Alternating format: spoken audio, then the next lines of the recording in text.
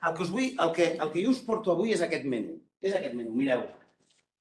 Les guies són la recerca que tenim actual i us vull explicar. Ja ho he fet anteriorment, però avui que veiem m'agradaria ensenyar-vos com la recerca ha sigut el motor de canvi de tota l'actualitat que hi ha avui en dia. És a dir, que tot el que nosaltres estem fent, estem ensenyant, estem investigant, és perquè prèviament hi ha hagut gent que ha investigat, que ha fet coses a tal amb RCP. Per tant, anem a agafar tot allò que ja hem fet i us brindem aquí el que actualment s'està investigant. És a dir, que quan tu vols fer una recerca, és important que facis una recerca, has d'aportar alguna més a la ciència. És a dir, has d'evolucionar. Per tant, fer una recerca d'alguna que ja existeix, pots realment dir, mira, funciona o no funciona, pots comparar-ho, però la idea és seguir avançant. Per tant, anem a veure en quin punt ens trobem amb la recerca en el suport vital, perquè està destinat a instructors de suport vital. Ojo, que nosaltres som assistencials, la gran majoria. Som gent que estem al carrer, a l'hospital, ja ho veureu tot això. Per tant, fer recerca és alguna més del que nosaltres fem habitualment. Per tant, hi ha gent que ens agrada perquè en sabem una miqueta molt poc i d'altres que ens hem d'instructor. En quin punt està la recerca de la RCP avui? I què podem investigar a partir d'ara? El que ja s'ha investigat ja està, a partir d'ara, cap a on anem? I aquí heu de començar a remenar, heu de començar a agafar idees dient, ostres, si això ho faig en el meu centre hospitalari, si això ho faig al CEM, per què no investigo també? Us explicaré una miqueta quins compromisos tenim al comitè científic del CCR, quins compromisos perds a tots els instructors en quant a la recerca. Us explicarem una miqueta quina línia anem. Vam fer una enquesta a tots els instructors de suport vital sobre què en penseu de la recerca. I vam tenir dades molt curioses que us volem ensenyar. Us volem ensenyar perquè som instructors que tenim ganes de fer coses. I això és molt important. Això és molt important perquè tenim un motor que l'hem d'acompanyar, l'hem d'engranar una miqueta. Us ensenyarem les dades i us explicarem una miqueta quin itinerari volem fer. Avui és el primer dia, és un dia puntual d'estímul, però tenim ganes que això continuï i que cada cop siguem més experts en recerca tots els que som instructors en suport vital. Ho intentarem, però us necessitem a vosaltres, necessitem que pugeu al carro. Molt bé. Us en recordeu que vam fer un webinar? Vam fer un webinar fa uns mesos i en aquest webinar vam dir que la ciència, la docència i com s'implanta aquesta docència dintre de cada àmbit on treballem és el que augmentarà la supervivència. No té més. Nosaltres sabem, perquè som instructors, i ho fem de la millor manera que sabem, la docència. I fem Educations Day, i ens agrada anar llegint l'actualitat, etc. I veiem el professor com ho fa per imitar-lo. Si això ho fem, jo crec que ho fem molt bé. I el CCR ens acompanya. Cada un té el seu hospital, el seu centre, on implanta de la millor manera que sap l'estructura, la docència i com actua en el suport vital dintre de tot això. I això és el que tenim més coix. Aquesta branca de la cadena de la supervivència és la que ens costa més i és la que hem de posar èmfasis. Al comitè científic intentarem ajudar-vos aquí. Els grups de treball intenten, del CCR, treballen molt en la docència i des del punt de vista local no tenim accés ni tenim eines per poder entrar, però sí que estem tots nosaltres. Per tant, entre nosaltres, potser sí que podem treballar conjuntament això. Són idees que jo vaig llançant perquè les aneu recollint. Llavors, com bé sabeu, cada any, des del 2000 fins ara, les guies han evolucionat. I han evolucionat perquè en el 2000 es van escriure articles que van fer que hi hagués en el 2005 canvis. I del 2005 al 2010 van haver-hi articles que van suscitar a canvis. Per tant, tots aquests canvis que hi ha hagut del 2000 al 2025 han sigut perquè hi ha hagut recerca. Jo crec que hem de donar una miqueta més que això. Hem d'apretar aquí, però hem de donar un passet més. Perquè és que fem molta docència, és que en fem molta. Per tant, tenim molts alumnes, tenim moltes idees, tenim moltes ganes, estem molt motivats, hem de fer una miqueta més i apretar per aquí. I aquesta és la idea. Tots aquests són els temes que han anat evolucionant al llarg del temps i m'agradaria que veiéssiu què s'ha anat fent cada any, què ja està fet en RCP i actualment en quin punt estem. I què, amb el que vosaltres feu, podeu ser capaços de tenir alguna idea per avançar. Aquesta és la idea. Llavors, amb metodologies docents, mireu, només us vull ensenyar una cosa. El 2015 es va començar a parlar de simulació. El 2015, o sigui, fins al 2015, el terme simulació no estava incorporat dintre de les recomanacions de l'RCP. Avui en dia és imprescindible i tothom ho sap. I això va ser degut a que va haver-hi gent que prèviament va veure que era una metodologia innovadora al principi i ara s'ha quedat per quedar-se.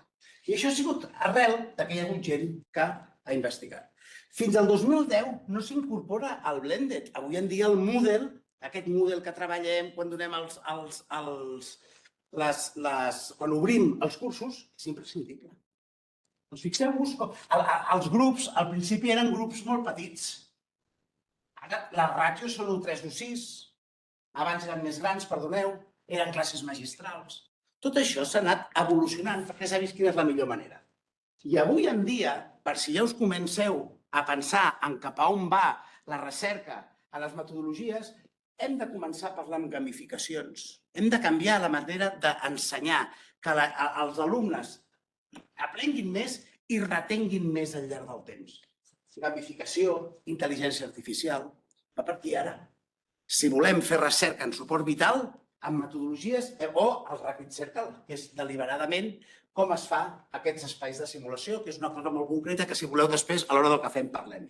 Però va per aquí.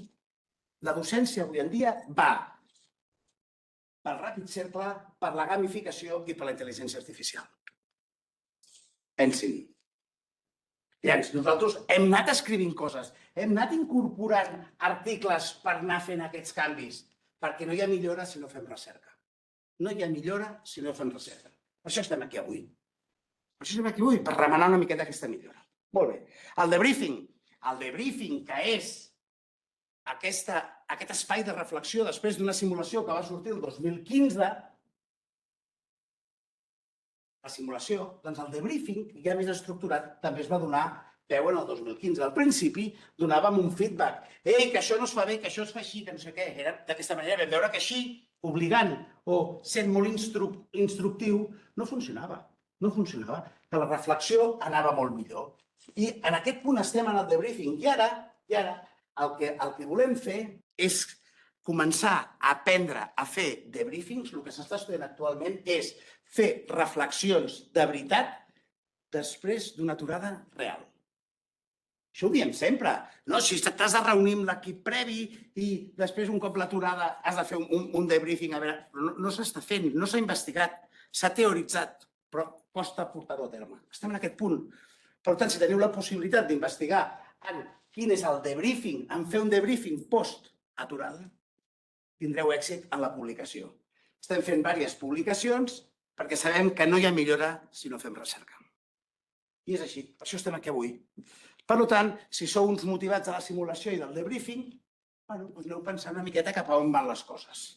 Quant a la certificació, també vam estar investigant molt, no?, que cada quan s'havien de fer els reciclatges. Això és un tabú constant. Uns han fet cada 3 mesos, cada 6, cada 12, quins tipus de pastilla donem. Tot això s'ha investigat moltíssim. Nosaltres també hem anat investigant coses. El que sí que està clar és que quan abans comencem, hem de trobar quin és el moment periòdic ideal i quin tipus de pastilla és la millor. Això està obert, això encara no ho sabem. Quina és la millor pastilla? Cada quants mesos? Quan es retén més? Si donem en aquest clau, estem en un bon moment. Per tant, aviam si podem arribar en aquest punt, per això estem avui aquí. Una altra, la tecnologia. La tecnologia està amb nosaltres. Ha vingut per quedar-se amb nosaltres. Al principi, no sé si no en recordeu que hi havia un CD de l'Erdal que te'l posaves a casa amb un maniquí que l'inflaven, no? Això el 2005. 2005. No hi havia tecnologia el 2000. Avui en dia, amb tots els recursos digitals que tenim, sisplau, la IA, la simulació virtual, s'estan fent coses amb simulació virtual, nosaltres hem fet coses. Hem d'anar avançant per aquí. Utilitzeu simulacions virtuals, IAs, etc. És el futur. No hi ha millora sense recerca. Si no hagués hagut totes aquestes recerques, no estaríem aquí. Per tant, aneu pensant, si sou uns friquis de la recerca, de les tecnologies, com puc unir una cosa amb l'altra, aquest és l'espai d'avui en dia. El feedback. El 2000, el que deia l'instructor, deia, no estàs comprimint bé, o vas lent, i l'alumne s'ho havia de creure, i tu et pensaves que ho estaves dient bé, però no tenies ni idea, És més, habitualment el que tu dius i el que realment és el doble el que tu dius que el que realment és. No, nen, ho estàs fent bé. Tens un 9, tens un 4,5, real. Vull dir que avui en dia el que us vull dir és que el feedback, ningú dona un curs d'RCP sense feedback. I això ja s'ha quedat, però això no era normal. I això ha sigut perquè hi ha gent que ha investigat. Per això estem avui aquí. I el que us vull dir també és que el que s'està estudiant avui en dia és reconèixer i incorporar el feedback en temps real. Ja no ens val en l'entrenament, sinó que en temps real hem d'estar veient com ho estem fent. Per tant, i tenim mecanismes. Per tant, també us animo a anar per aquí, que és el que s'està investigant ara. Per això estem aquí. Entrenament d'equips. Al principi era una manera sistemàtica de treballar, cadascú estava separat i avui en dia hem vist que hem de treballar multidisciplinarment. L'entrenament ha de ser multidisciplinar, sempre, crec jo, perquè és que treballem junts. Per tant, els que treballem junts ens hem d'entrenar junts i hem fet coses. És més, hem vist que si estudiem junts, no només tenim els mateixos resultats després de la formació, sinó que augmenta la seva retenció. Per tant, que la formació sigui interdisciplinar i agafem dades per veure si realment això és cert. Perquè si agafem dades podrem fer recerca. Si fem recerca hi haurà millora, per això estem aquí avui. Què més? Les escoles. Està claríssim. Hem de buscar quin és el punt ideal per començar. Tothom ha de saber fer reanimació, això ho tenim claríssim. Les escoles és un bon punt inici perquè tota la població n'aprengui. El PCR així ho creu, així ho està fent. Per tant, hem de començar, hem de continuar, hem de donar força a aquest projecte. Per què? Bé, és que hem d'investigar-ho, que realment això està funcionant bé. Per tant, hem de fer recerca d'això. Per això estem avui aquí. Què més? I els instructors s'han de formar.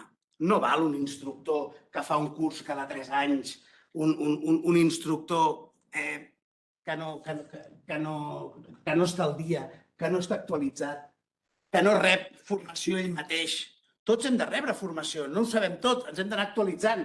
Per tant, és important saber que els instructors que estan donant aquesta docència en suport vital estan ben qualificats i ben entrenats, perquè són ells els que després formen a la població o a qui sigui. Per tant, és molt important aquesta acreditació dels docents. Aquí ho fem.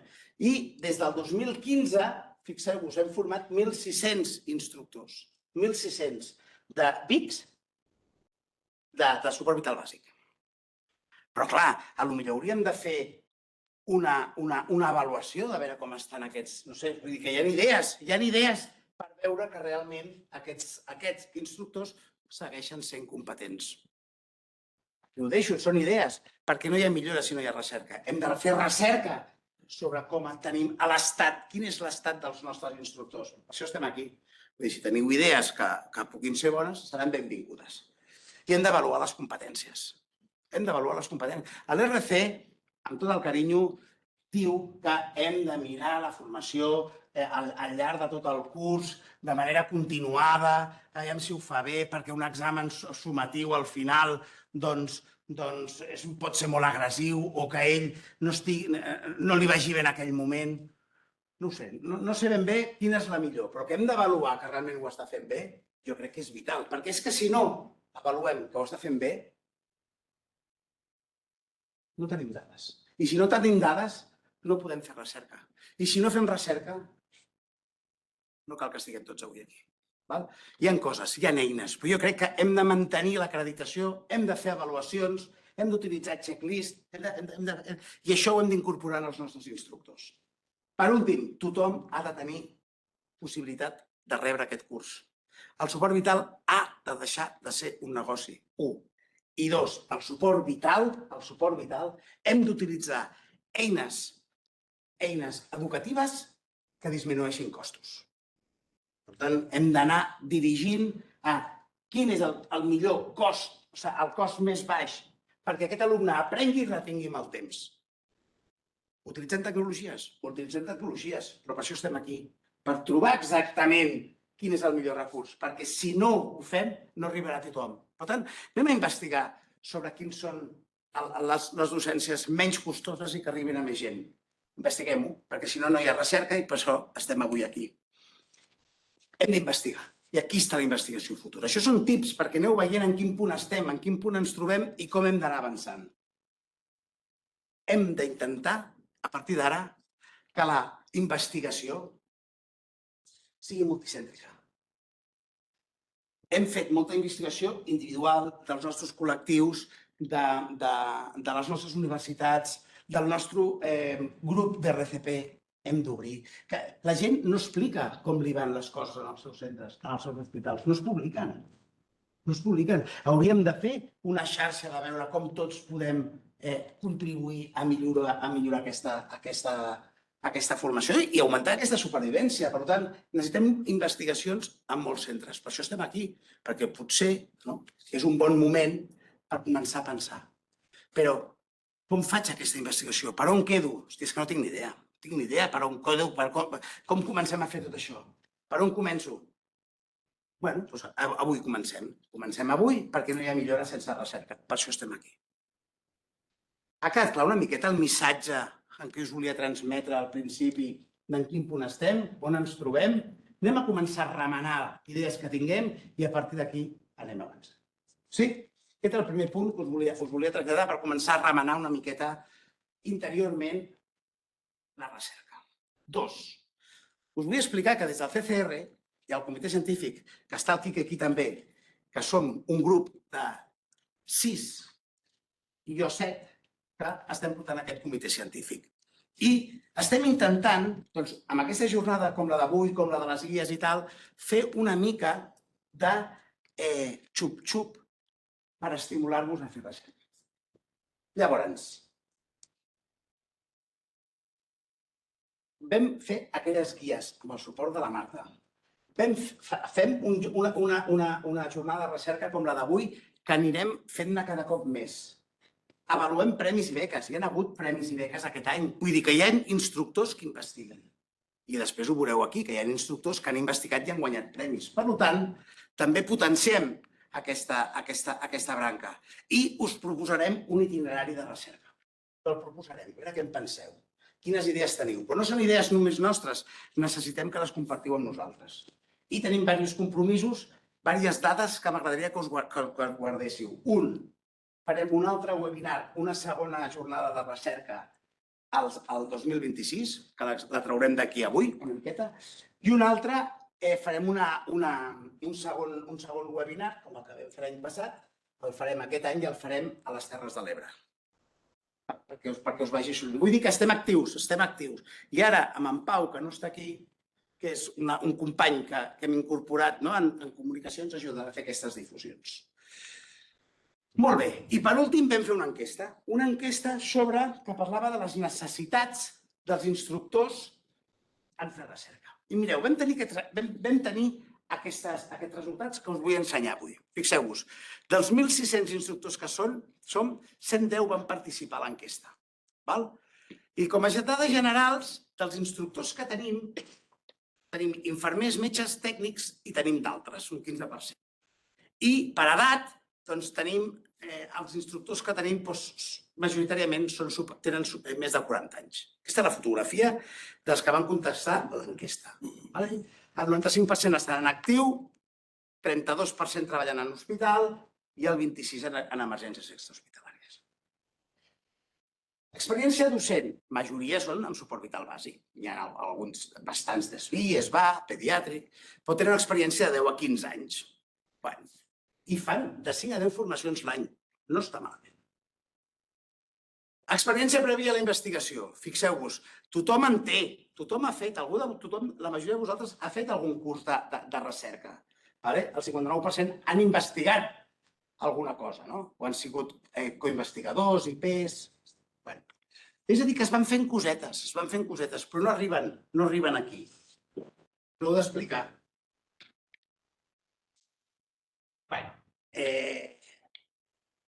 Fixeu-vos que la metodologia de la investigació només el 3% creu que domina la investigació i d'estadística només un 1,2%. Veieu que són dades que hi ha gent que es mou, hi ha gent que es belluga, hi ha gent que té ganes de fer coses, es van incorporant amb equips, però queda encara, queda feina per fer.